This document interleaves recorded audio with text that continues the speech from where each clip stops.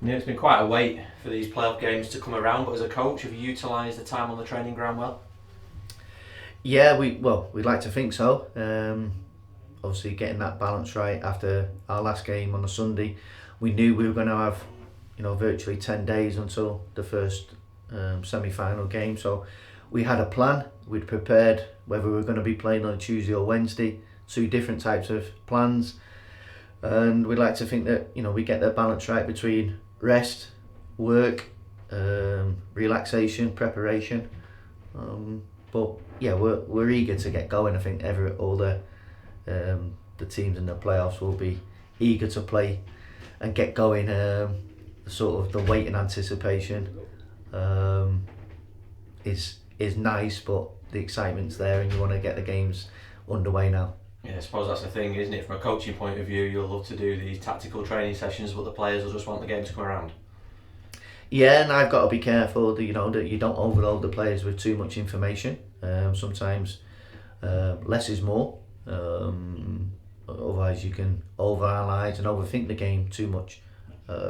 That's maybe up to myself and the coaches to do that, but make sure we give the players the right type of information and the right amount of information. That's really important. And yeah, these games are full of emotion, full of drama. The psychological aspects of these games are different than your normal league games.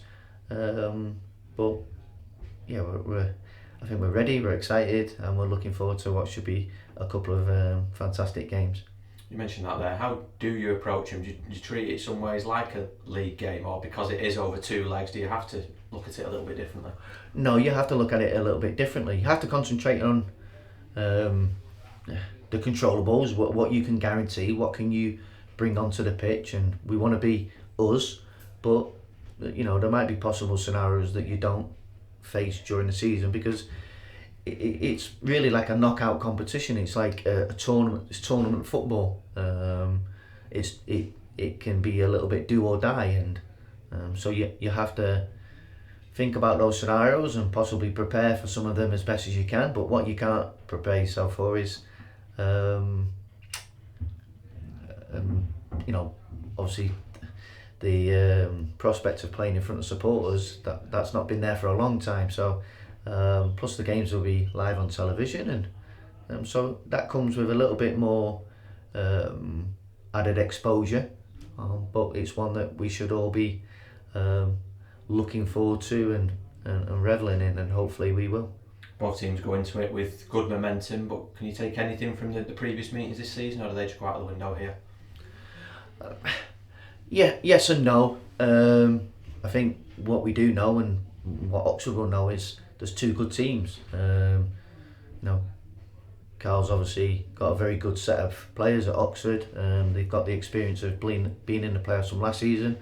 And unfortunately for them, falling the final hurdle at Wembley, but they'll be looking to go one better. And they say as they've come into the playoffs in great form, and they'll obviously be looking to carry that momentum on. And they're at home in the first leg, so they'll probably see that as an opportunity to get off to a good start. And but we're in good form as well. So I think there's two sets of players who know each other well, coaching staff as well, and there's a lot of respect for each other.